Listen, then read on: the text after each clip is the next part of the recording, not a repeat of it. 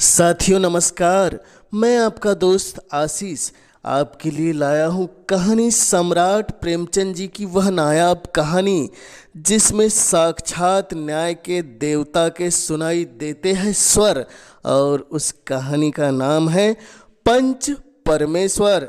ग्रामीण परिवेश में न्याय की आदर्श गाथा को प्रस्तुत करती यह कहानी वर्तमान में जटिल हुई इस न्याय प्रणाली के विशेष दोषों को उजागर करती यह कहानी, न्याय की नई परिपाठी को रचती यह कहानी विश्व के समूचे जन समुदाय को सुननी चाहिए कि न्याय किस आधार पर किया जाता है।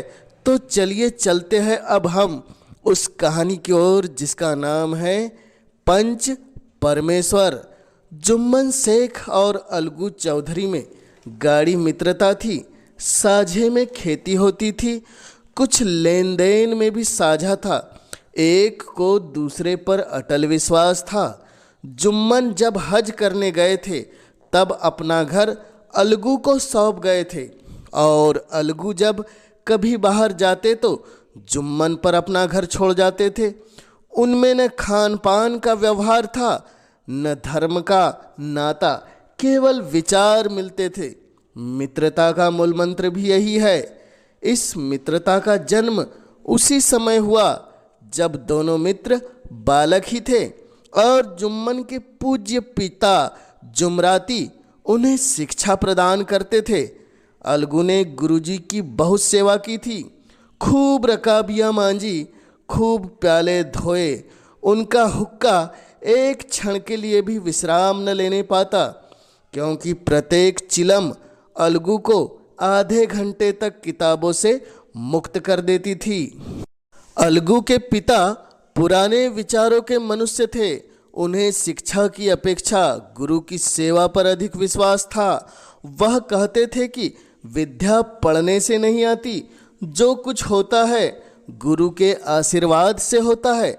गुरु जी की कृपा दृष्टि चाहिए। अतएव यदि अलगू पर जुमराती शेख के आशीर्वाद अथवा सत्संग का कुछ फल न हुआ तो यह मानकर संतोष कर लेगा कि विद्या पाने में यथाशक्ति कोई बात उठा नहीं रखी। विद्या उसके भाग्य में ही नहीं थी तो कैसे आती। मगर जुमराती शेख स्वयं आशीर्वाद के कायल न थे।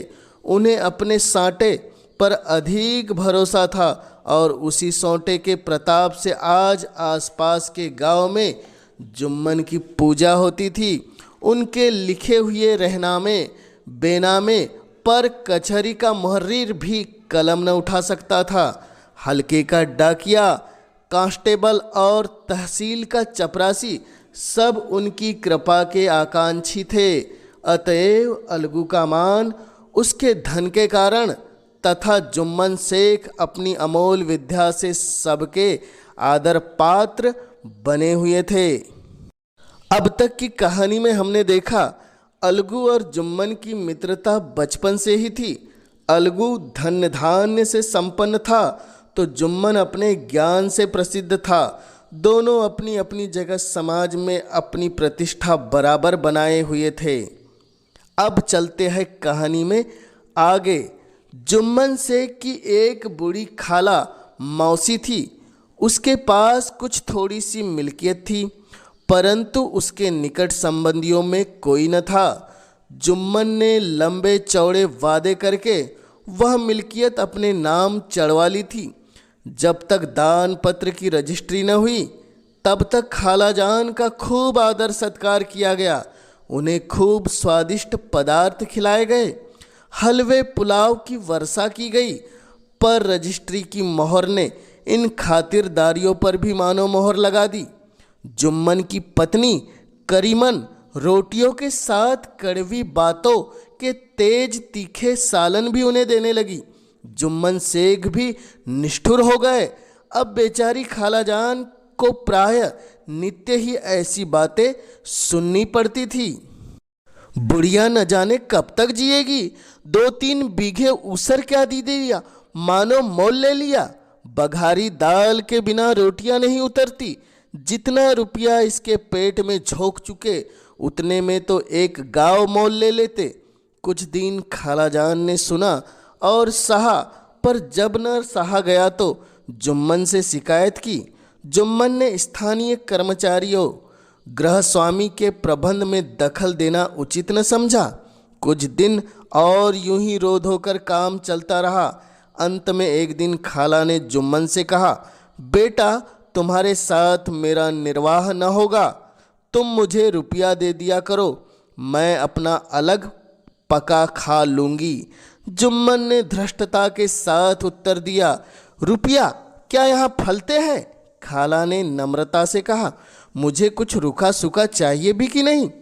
जुम्मन ने गंभीर स्वर में जवाब दिया, तो कोई यह थोड़े ही समझा था कि मौत से लड़कर आई हो। खाला बिगड़ गई। उन्होंने पंचायत करने की धमकी दी। जुम्मन हंसे। जिस तरह कोई शिकारी हिरन जाल की तरफ जाते देखकर मन ही मन हंसता है, वे बोले, हाँ जरूर पंचायत करो, फैसला हो जाए। मुझे भी यह रात दिन की खटपट पसंद नहीं। पंचायत में किसकी जीत होगी, इस विषय में जुम्मन को कुछ भी संदेह न था। आसपास के गांव में ऐसा कौन था जो उनके अनुग्रह का ऋणी न हो? ऐसा कौन था जो उनको शत्रु बनाने का साहस कर सके?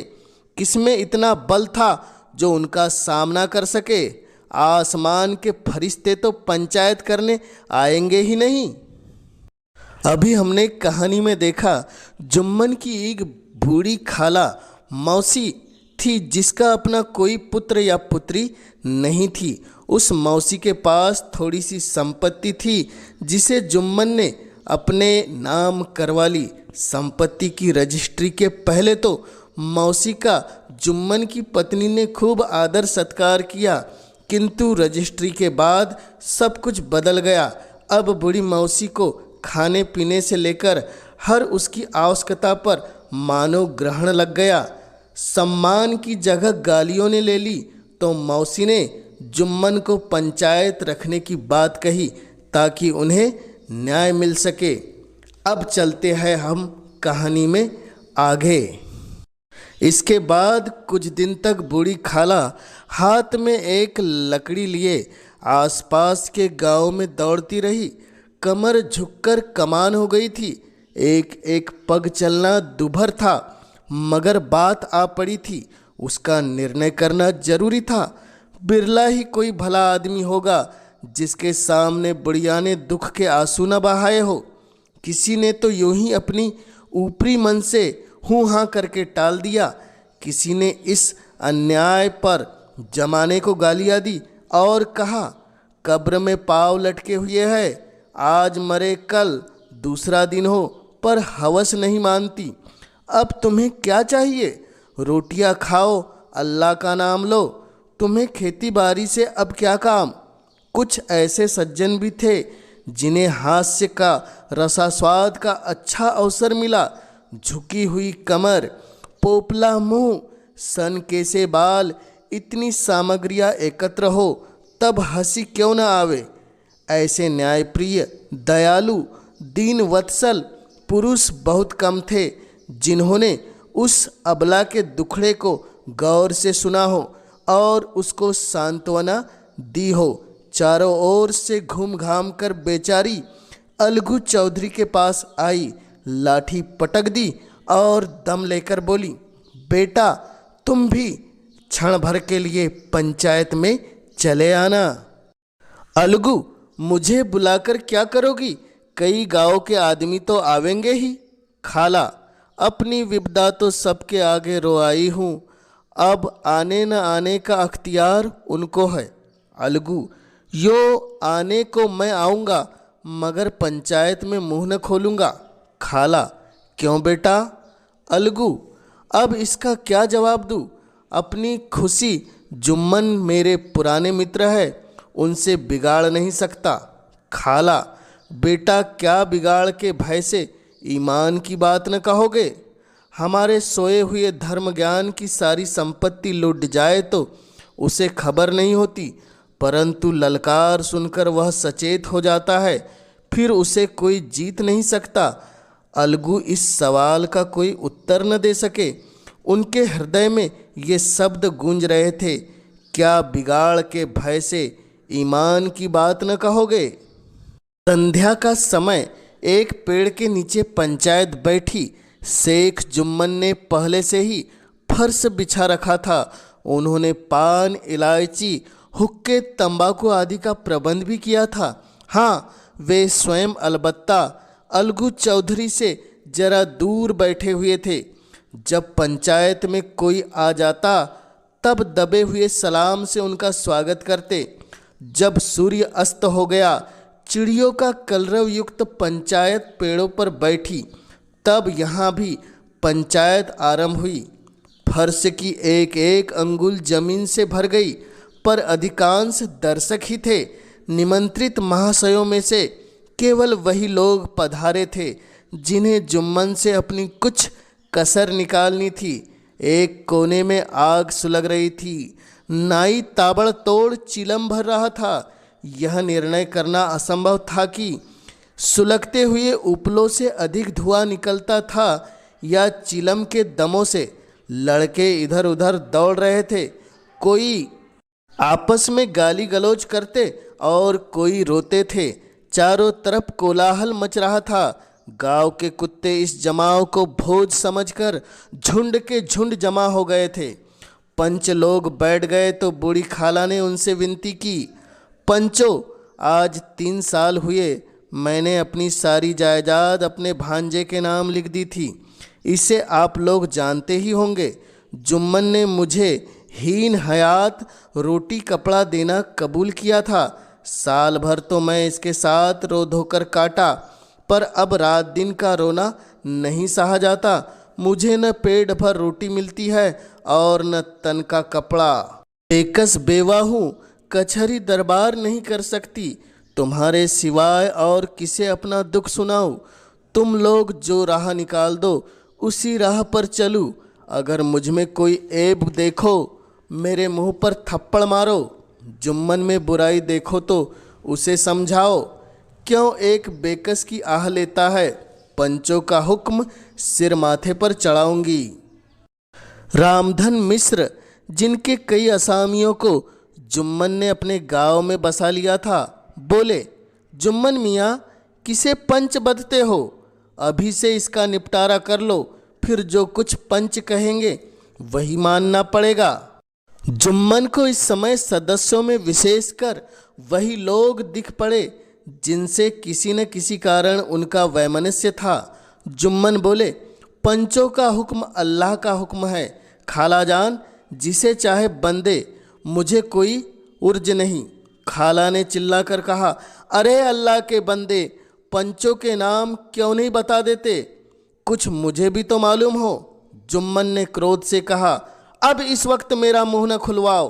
तुम्हारी बन पड़ी, जिसे चाहे पंच बदो। खाला जान जुम्मन के आक्षेप को समझ गई।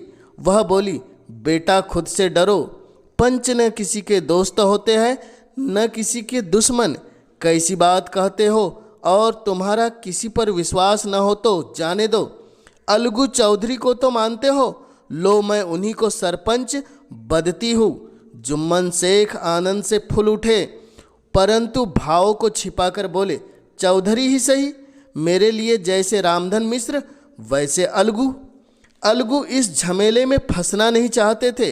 वे कन्नी काटने लगे। बोले, खाला, तुम जानती हो कि मेरी जुम्मन से गाढ़ी दोस्ती है। खाला ने गंभीर स्वर में कहा, बेटा, दोस्ती के लिए कोई अपना ईमान नहीं बेचता। पंच के दिल में खुदा बसता है। पंचों के मुंह से जो बात निकलती है वह खुदा की तरफ से निकलती है। अलगू चौधरी सरपंच हुए। रामधन मिश्र और जुम्मन के दूसरे विरोधियों ने बुढ़िया को मन से बहुत कोसा। अलगू चौधरी बोले, जुम्मन शेख, हम और तुम पुराने दोस्त हैं। जब काम पड़ा तुमने हमारी मदद की है और हमसे भी जो कुछ बन पड़ा तुम्हारी सेवा करते रहे हैं। मगर इस समय तुम और बूढ़ी खाला दोनों हमारी निगाह में बराबर हो। तुमको पंचों से जो कुछ अर्ज करनी है करो। जुम्मन को पूरा विश्वास था कि अब बाजी मेरी है। अलगू यह सब दिखावे की बातें कह रहा है। अतएव शांतचित होकर बोले, पंचो 3 साल हुए खालाजान ने अपनी जायदाद मेरे हिब्बा कर दी थी। मैंने उन्हें हीन हयात खाना कपड़ा देना कबूल किया था। खुदा गवाह है कि आज तक मैंने खालाजान को कोई तकलीफ नहीं दी। मैं उन्हें अपनी माँ के समान समझता हूँ। उनकी खिदमत करना मेरा फ़र्ज है, मगर औरतों में जरा अनबन रहती है, इसमें मेरा क्या वश। खालाजान मुझसे माहवार खर्च अलग मांगती है। जायदाद जितनी है वह पंचों से छिपी नहीं है। इससे इतना मुनाफा नहीं होता कि मैं माहवार खर्च दे सकूं। इसके अलावा हिब्बा नामे में माहवार खर्च का कोई जिक्र नहीं तो मैं भूलकर भी इस झमेले में न पड़ता। बस मुझे यही कहना है, आइंदा पंचों का अख्तियार है, जो फैसला चाहे करे। अलगू चौधरी को हमेशा कचहरी से काम पड़ता था, अतएव वह पूरा कानूनी आदमी था। उसने जुम्मन से जिरह आरंभ की। एक एक प्रश्न जुम्मन के हृदय पर हथौड़ी की चोटों की तरह पड़ता था। रामधन मिश्र इन प्रश्नों पर मुग्ध हुए जाते थे। जुम्मन चकित थे कि अलगू को क्या हो गया है। अभी यह मेरे साथ बैठा हुआ कैसी कैसी बातें कर रहा था, इतनी ही देरी से ऐसी काया पलट हो गई कि मेरी जड़ खोदने पर तुला हुआ है। न मालूम कब की कसर यह निकाल रहा है। क्या इतने दिनों की दोस्ती कुछ भी काम न आवेगी। जुम्मन शेख इसी संकल्प विकल्प में पड़े हुए थे कि इतने में अलगू ने फैसला सुनाया। जुम्मन शेख, पंचों ने इस मामले पर विचार किया।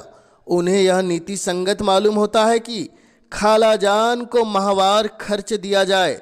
हमारा विचार है कि खाला की जायदाद से इतना मुनाफा अवश्य होता है कि माहवार खर्च दिया जा सके। बस यही हमारा फैसला है। अगर जुम्मन को खर्च देना मंजूर नहीं हो तो हिब्बावार रद्द समझा जावे। यह फैसला सुनते ही जुम्मन सन्नाटे में आ गए। जो अपना मित्र हो वह शत्रु सा व्यवहार करे और गले पर छुरी फेरे, इसे समय के फेर के सिवा और क्या कहे। जिस पर पूरा भरोसा था उसने समय पड़ने पर धोखा दिया। ऐसे ही अवसरों पर झूठे सच्चे मित्रों की परीक्षा हो जाती है। यही कलयुग की दोस्ती है। अगर लोग ऐसे कपटी धोखेबाज न होते तो देश में आपत्तियों का प्रकोप क्यों होता। हैजा, प्लेग आदि व्याधियाँ दुष्कर्मों का ही तो दंड है। मगर रामधन मिश्र और अन्य पंच अलगू चौधरी की इस नीति परायण की बात की प्रशंसा जी खोल कर रहे थे। वे कहते थे, इसी का नाम पंचायत है। दूध का दूध और पानी का पानी कर दिया। दोस्ती दोस्ती की जगह है, किंतु धर्म का पालन करना मुख्य है।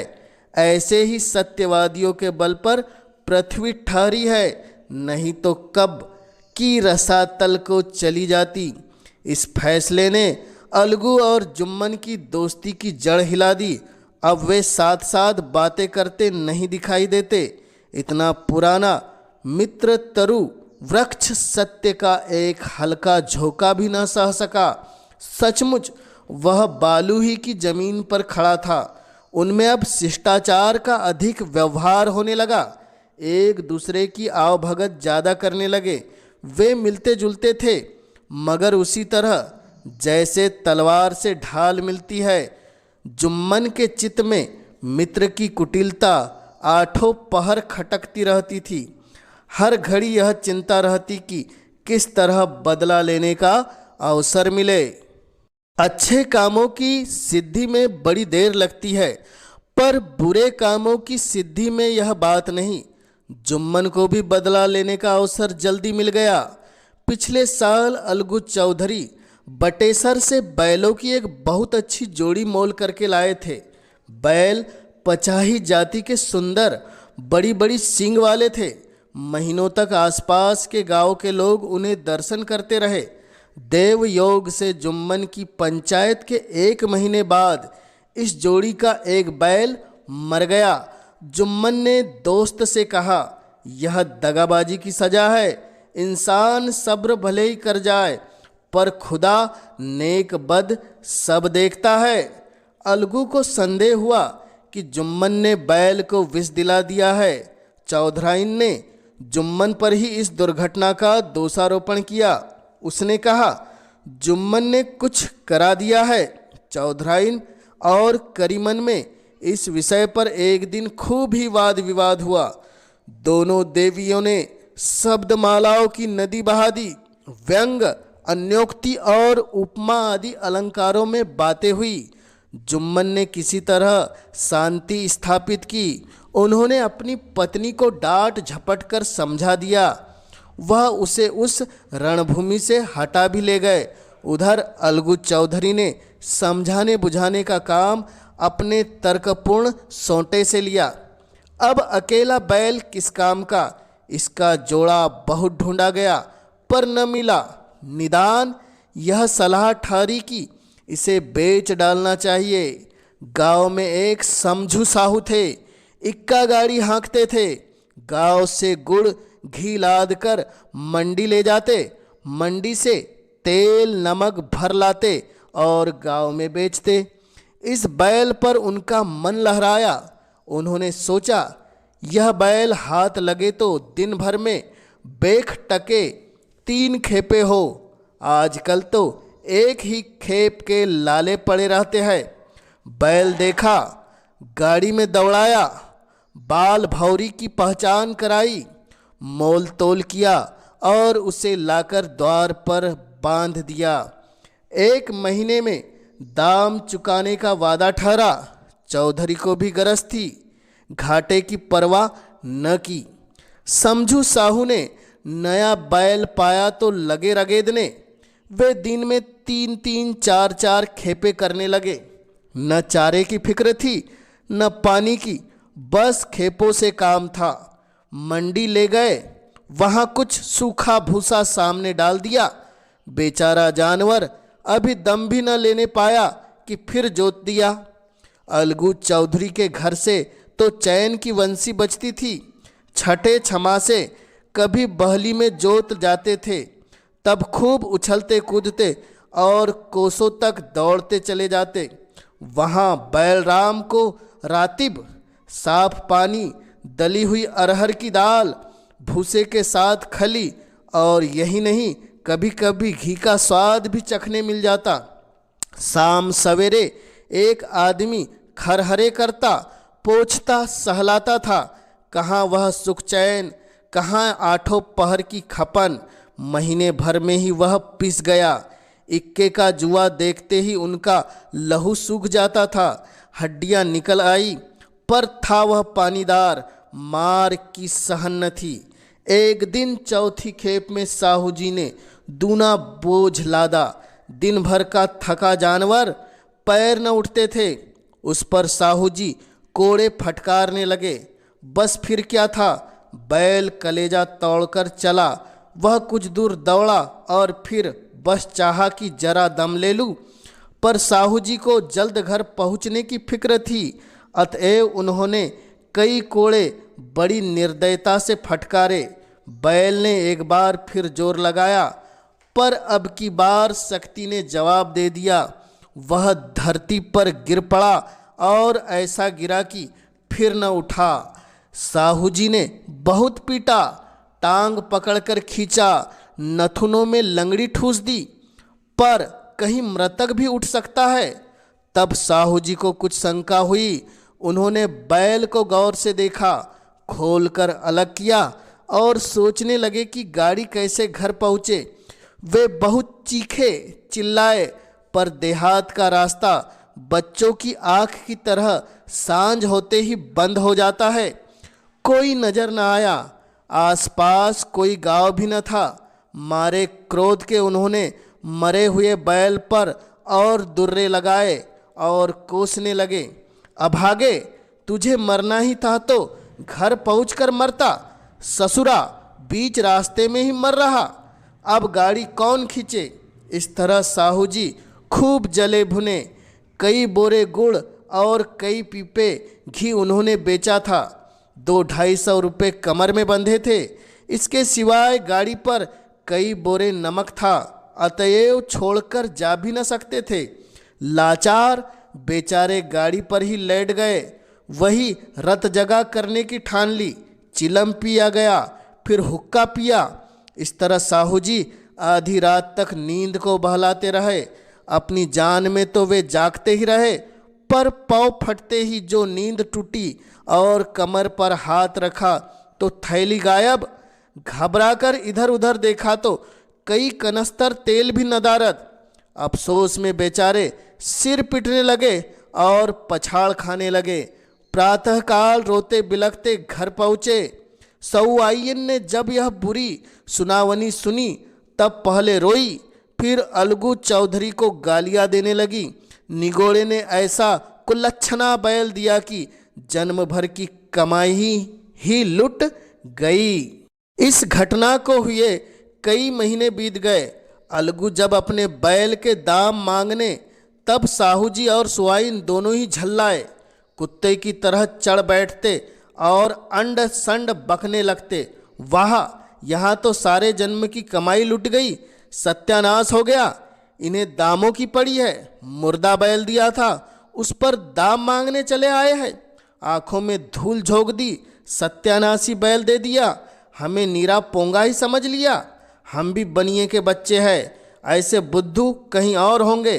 पहले जाकर किसी गहरे मुंह में धो आओ, तब दाम लेना। न जी मानता तो हमारा बैल खोल ले जाओ, महीना भर के बदले 2 महीना जोत लो।